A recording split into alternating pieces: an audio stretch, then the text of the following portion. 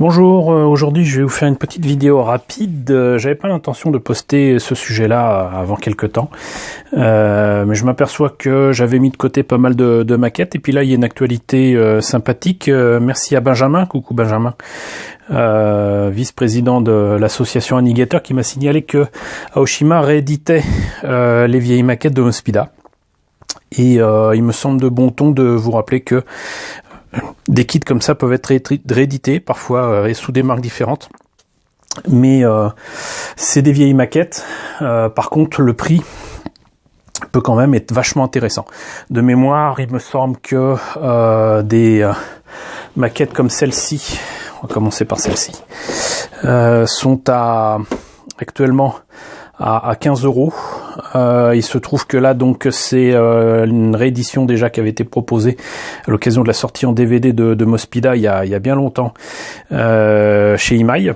Et on remarquera qu'il y a une sacrée différence avec la maquette rééditée par Aoshima il y a un peu moins longtemps. Je vois pas de date là, mais bon, de mémoire, ça doit faire une dizaine d'années. Pourquoi Aoshima a récupéré les moules de Imai? C'est simplement que Imai n'existe plus malheureusement, mais surtout que Aoshima avait pris la licence Mospeada, notamment pour faire des jouets, si je me rappelle bien.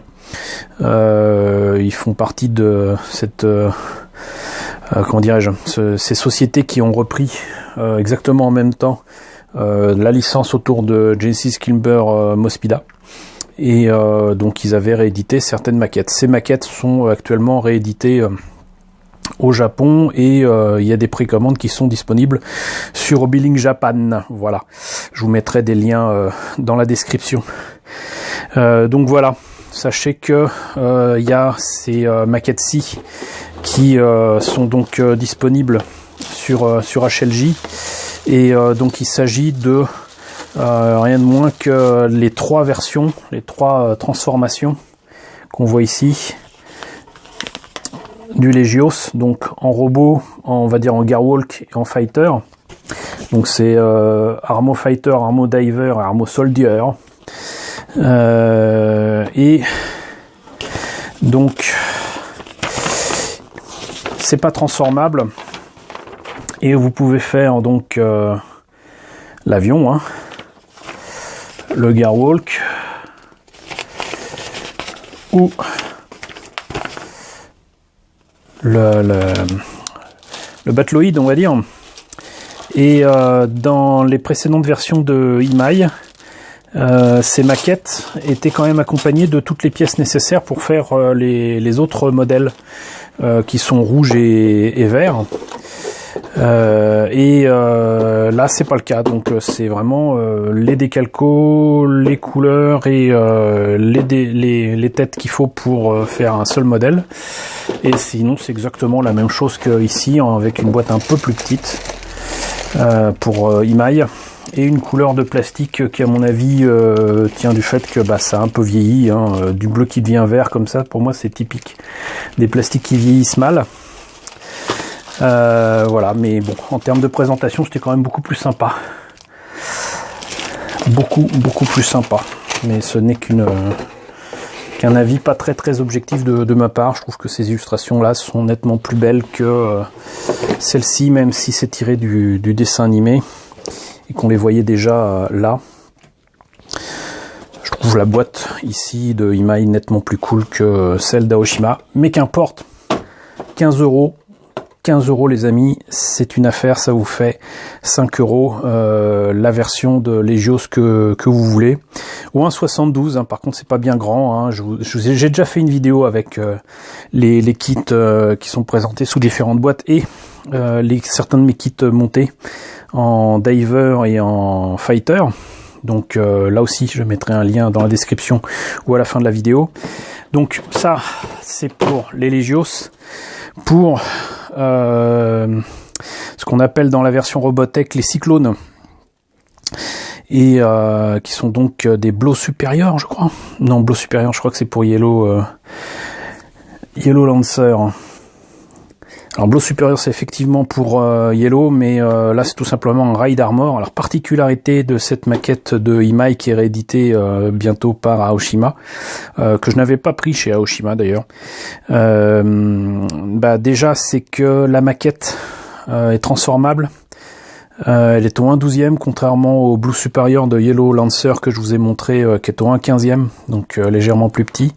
Et surtout, cette maquette-là a la particularité de pouvoir faire la version stick ou lay. Et stick, en fait, c'est Scott Bernard dans la version française de Robotech. Et je sais plus s'il s'appelait Ray, ce brave garçon là, dans la version Robotech, je ne pense pas. On me rappelle plus de son nom, c'est fou. Mais bon, donc là on peut faire l'une ou l'autre des versions, et la différence tient à une légère petite différence de couleur, mais surtout les armes, c'est-à-dire que là il y a des espèces de lance-missiles qui sont sur les bras de Scott, et là il y a une espèce de pistolet et un bouclier qui est livré avec le Ride Armor de Ray. Qui récupère dans l'épave d'un vaisseau terrien dans le premier épisode. Donc voilà, ça donne ça normalement quand c'est monté peint. Alors on voit très bien que c'est une maquette vraiment des années 80, hein, voilà, gardez ça en tête. Ça date au départ de 1983. Et surtout comme c'est transformable et articulé de partout, bah forcément vu la maquette, c'est fragile et faut pas s'attendre à des miracles quoi. Particularité de ces rééditions qu'on ne retrouvera pas chez Aoshima, c'est que les maquettes de Imai, en tout cas celle-là, a été proposée avec des petites figurines en résine, avec un petit socle en bois qui va bien. C'était une très belle initiative de leur part. Sachez aussi que il y avait des pièces métalliques qui étaient livrées avec pour les suspensions et tout ça. Les pneus sont en vrai caoutchouc, avec tous les détails qui vont bien. De nombreuses articulations avec les ancêtres des polycaps, des décalcos et non pas des autocollants. J'espère que Aoshima respectera encore cela. Et enfin donc les pièces que vous voyez là, très nombreuses pièces, tous les détails qu'il faut là où il faut, mais ça reste une maquette de 1983 et en aucun cas un truc récent. Donc voilà. Oups. Voilà ce que ça donne pour la notice, encore une fois très rapidement. Maquette à l'ancienne, pièce à coller à chaque fois. Faire attention en plus parce que là c'est ensemble et articulé. Donc ponçage et ça c'est pas si facile que ça à transformer. Il y a vraiment tout un tas d'étapes. Moi je conseillerais de mettre dans une pose ou une autre. Particularité par rapport aux jouets, c'est qu'il y a des espèces de, comment dirais-je, de petites valisettes qui peuvent se mettre à l'arrière de la moto. Mais je trouve quand même qu'il fait pas très réaliste comme ça, ce pauvre Scott. Et là on a l'un et l'autre voilà, qui sont proposés avec l'armure sur le dos. Je trouve que ça a quand même nettement plus de gueule. Je sais pas s'il y a deux têtes différentes pour le personnage. C'est pas indiqué. Ou je le vois pas. On va voir ça directement. Là il y a les mains, là il y a les épaules.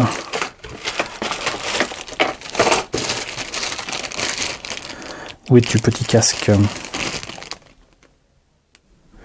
Ok, alors ça c'est rassurant, mais vous avez bel et bien deux têtes différentes pour les deux pilotes différents, donc Stick ou Lay.